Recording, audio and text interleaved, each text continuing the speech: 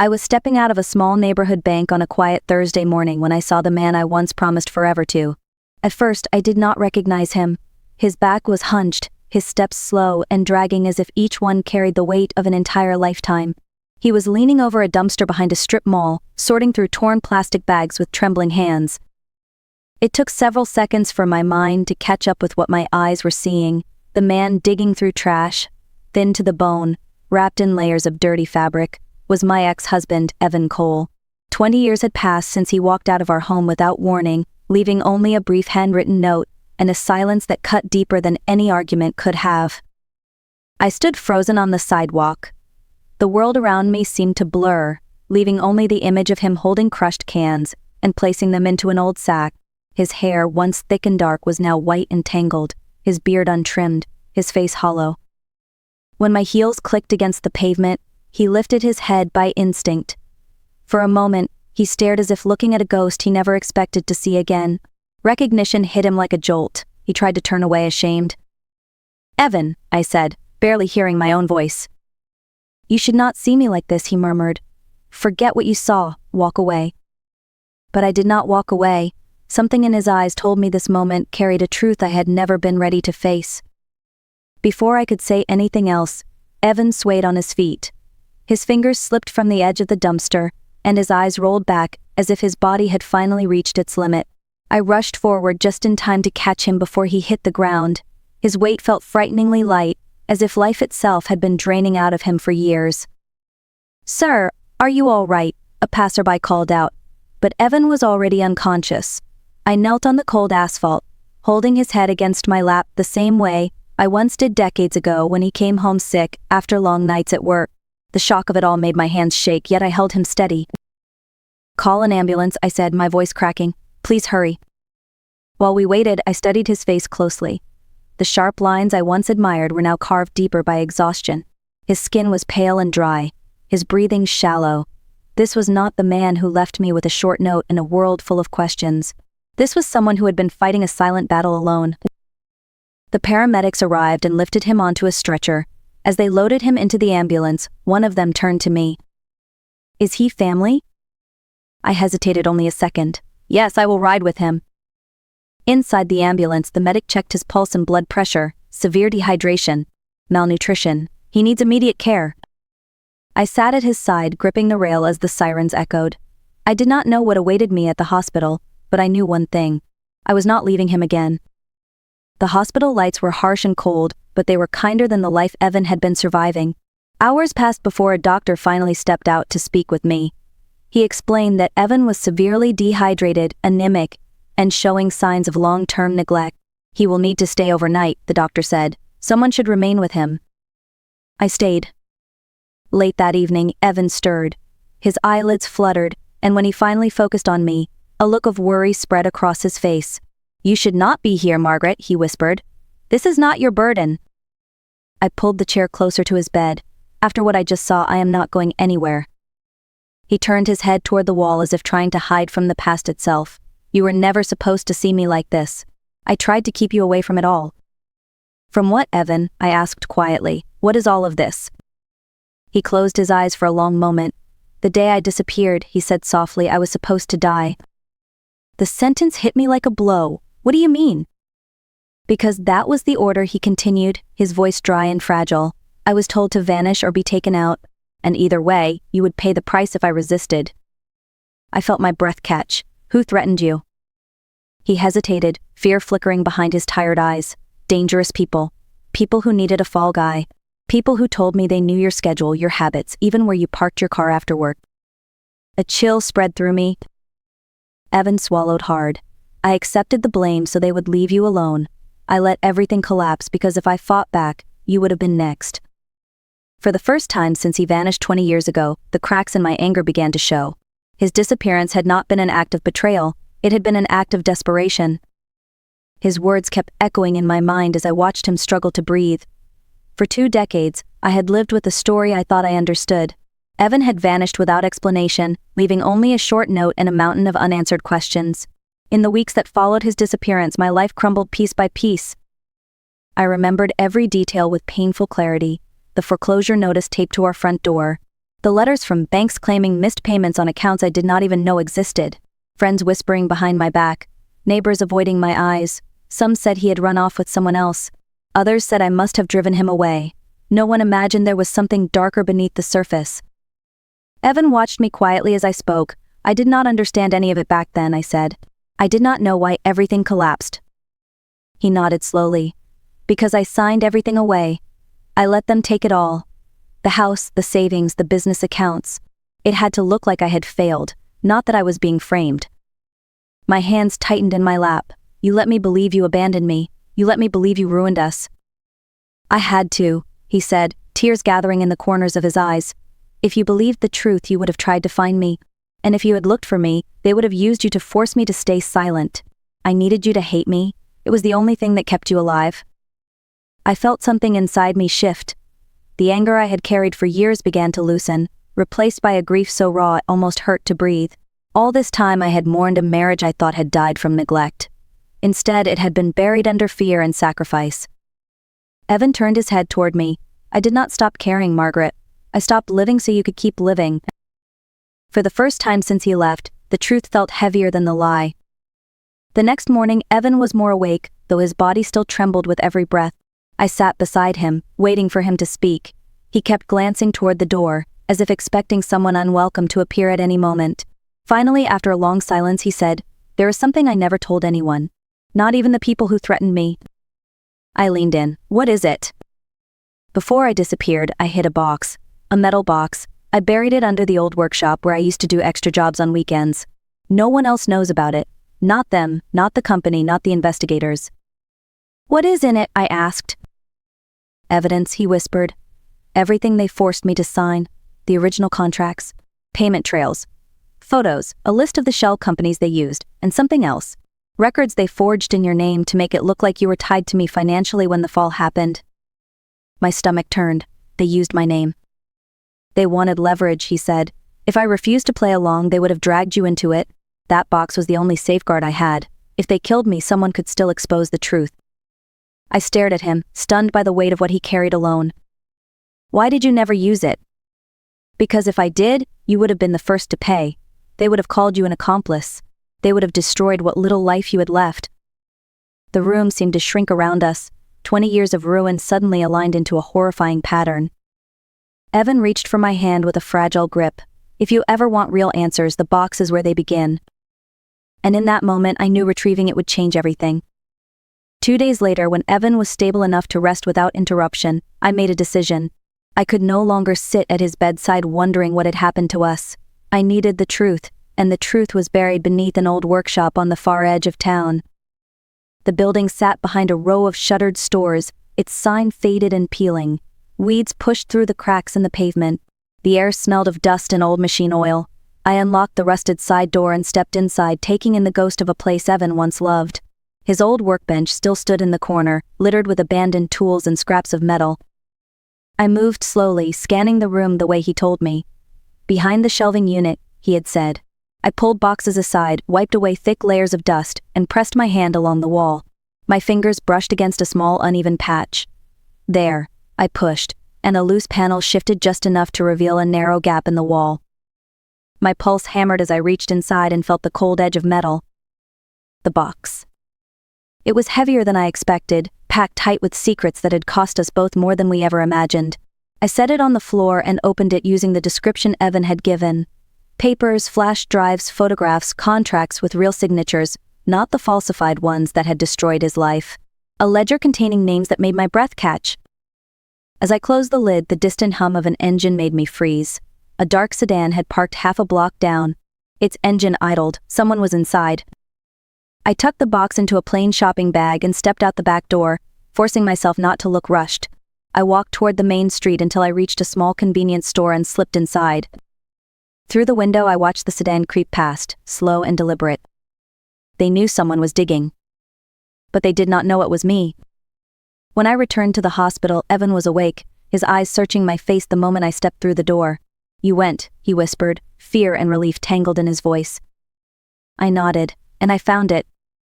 He closed his eyes as if thanking a god he no longer knew how to pray to. "Now things will move quickly," he said. "Too quickly."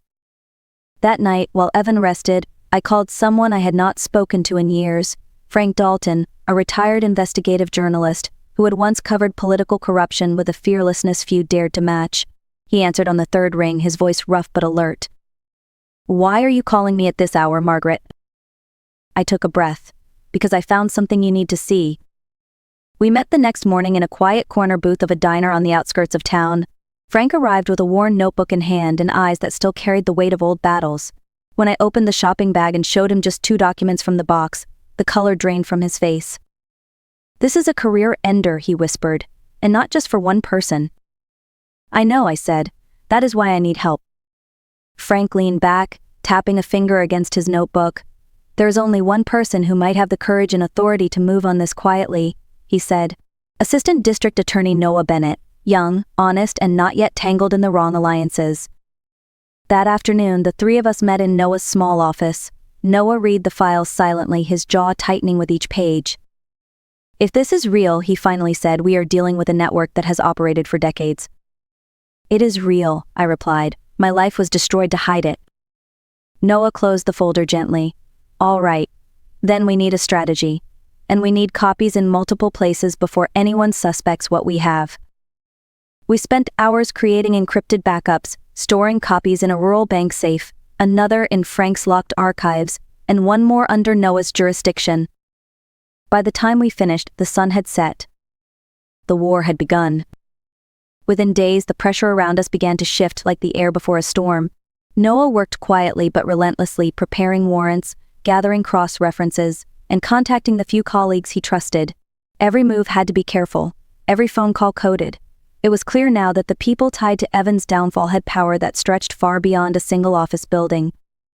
The first set of raids took place early on a Tuesday morning. Frank called me before sunrise. "Turn on the news," he said. I did. The screen showed police vehicles outside a sleek downtown tower, officers carrying out computers and boxes filled with files. A well-known corporate executive, a man celebrated for philanthropic work, was being escorted into a patrol car with his coat pulled over his face. Evan watched from his hospital bed, his breath shallow but steady. "I never thought I would live to see this," he whispered. But their fall was not clean, not quiet. Within hours of the raids, the pressure around us grew more intense. Unknown cars lingered near the hospital entrance longer than necessary. Nurses whispered about men asking for patient lists. The phone in my small rental house rang twice with no voice on the other end. Then came the moment that shook me to the core. I was leaving the hospital one afternoon when someone brushed past my shoulder harder than a simple accident. As I stepped forward, a man behind me shoved, forcing me toward the street. A speeding car appeared out of nowhere, its tires screeching as it swerved inches from my legs. Someone grabbed my arm, yanking me back. It was an orderly from the hospital. "Ma'am," he said breathlessly, "that car did not try to stop." My knees shook, but I managed to nod. I understood now. They were not just trying to scare us. They were trying to erase the problem. That evening I returned to Evan's room, shaken but determined.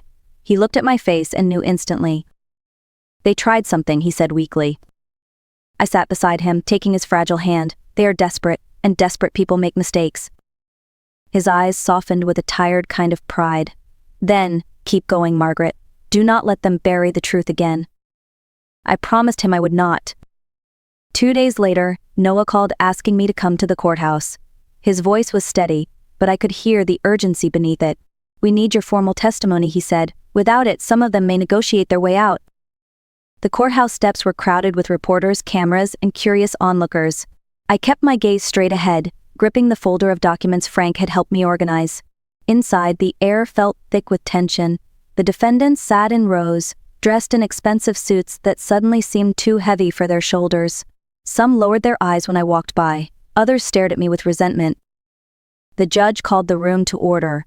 Noah began presenting the charges, laying out dates, bank transfers, forged contracts, and the names of shell corporations tied to the fraud. Then he lifted his gaze. "The court calls Margaret Cole to the stand." My heart thudded, but my steps remained steady. I raised my hand, swore my oath, and sat. Noah handed me a folder. "Mrs. Cole, do you recognize these documents?" "Yes," I said. "They were used to pull my life apart." "Can you explain how you came into possession of them?" And so I told the truth, all of it, the disappearance, the threats, the foreclosure. The years of silence. The buried box in the workshop. The names Evan had whispered in fear. The attempts to push me in front of a moving car. The men in the hospital hallways pretending to check empty rooms. Every detail fell into the room like stones dropped into deep water. One of the defendants suddenly stood and pointed at me. She is lying. She is manipulated by a criminal. The judge banged his gavel sharply. Sit down. This woman is the reason we are uncovering what you tried to bury. A ripple of murmurs moved across the courtroom. For the first time in years, I felt the weight of belief settle on my side. Hours later, the hearing ended with several pretrial detentions and immediate revocation of bonds for the most powerful defendants. Their empire was cracking, and the truth finally had a voice. 2 mornings after my testimony, Noah arrived at the hospital with a solemn expression. Evan was awake but weak, his breath shallow, his skin pale. When Noah stepped into the room, Evan instinctively tried to sit a little straighter, as if preparing for a verdict he had been waiting on for 20 years. Mr. Cole, Noah said gently, I came to deliver something personally. Evan's eyes flickered with fear at first, then hope. You have been officially exonerated, Noah continued. The state recognizes you as a victim of criminal extortion and coercion. Your name has been cleared. All charges tied to the old case have been vacated. For a long moment, Evan did not react. His chest rose and fell unevenly, his eyes searching mine as though he needed confirmation that this was real. It is over, I whispered, reaching for his hand. They know the truth now. A tear slid down his cheek, tracing the deep lines time and hardship had carved. I thought I would die with that stain on my name, he said, voice barely above a breath. You did not, I told him. We made it. That evening his condition worsened. Nurses rushed in and out, alarms beeped sharply, and I stood in the hall praying words I had not spoken in years. Hours passed before they allowed me back inside. Evan lay still, his breath's thin threads slipping through his lips. I sat beside him and took his hand gently. You can rest now, I murmured. Everything you carried alone is finally in the light. His eyelids lifted one last time. He looked at me with a softness I had not seen since our early years. It was worth it, he whispered. You are safe. That is all I ever wanted. I leaned close, my voice trembling. I never hated you, Evan. I need you to know that. A small smile formed at the corner of his mouth. And then his hand loosened in mine. Evan Cole was gone. I buried Evan on a quiet afternoon, with only a small circle of people present. There were no reporters, no headlines, no cameras hungry for a final angle. Just a simple service, soft earth, and the truth that had come too late to save his life but not too late to clear his name. I stood beside the grave feeling both heavier and lighter than I ever had before. He was gone, but the lie that haunted him was gone as well. 2 days later, I was called to the district attorney's office to finalize the remaining paperwork. In a small conference room, Noah and a state representative waited with a stack of documents. The state has approved financial reparation for the damages caused during the years following your husband's disappearance, the representative said. There will also be a formal public apology acknowledging the failures in his case. I nodded, though my heart barely moved. None of this brings him back, I said quietly. But maybe it will stop others from being crushed the way we were. Noah lowered his gaze with respect. His sacrifice will not be forgotten. Reporters waited outside the building, but I walked past them without speaking. I refused to let Evan's story become entertainment. That night, I returned to the small rental house I had lived in for years. The rooms felt too quiet, too hollow. I spent hours sitting on the edge of the bed trying to understand how a life could collapse and rebuild all in 1 month. Eventually, I sold the little house and bought a modest apartment with a window that overlooked a park. I did not want anything grand. I just wanted space to breathe without fear. I placed only a few belongings on the shelves. Books, a framed wedding photo, and the knowledge that the man I once believed had abandoned me had, in truth, given everything so I could survive. For the first time in decades, the silence around me felt peaceful. As the weeks passed, I learned how to live again, not the way I once lived, full of assumptions and quiet trust, but with a clearer understanding of how fragile and precious safety can be. Each morning, sunlight streamed through my new apartment window, landing softly across the floor. For the first time in years, I met that light without flinching. For so long, I believed I had been abandoned. I believed Evan had walked out because our marriage had failed, or because I had not been enough. I carried those thoughts like weights on my shoulders, letting them shape the way I saw myself and the world around me. Now I understood the truth. Evan had not left me. He had carried the danger away with him. He had traded his freedom, his name, and eventually his life to keep mine intact. And although the price was cruel, his sacrifice gave me something I had not felt in decades: peace. One afternoon, while organizing the last of my belongings, I found a small note tucked between two documents from the metal box. It was written in Evan's familiar handwriting. "If you read this, it means I could not return. Do not remember me for the fall. Remember me for the love that stayed even when I could not." I pressed the paper to my chest and let myself feel everything: the grief, the gratitude, the quiet victory. Today I live simply, lightly, and without fear. The truth set me free, and his love carried me here. If this story touched you, I hope you will like, share, and leave a comment below. Your support helps bring more real stories of resilience and redemption to life. Thank you for listening.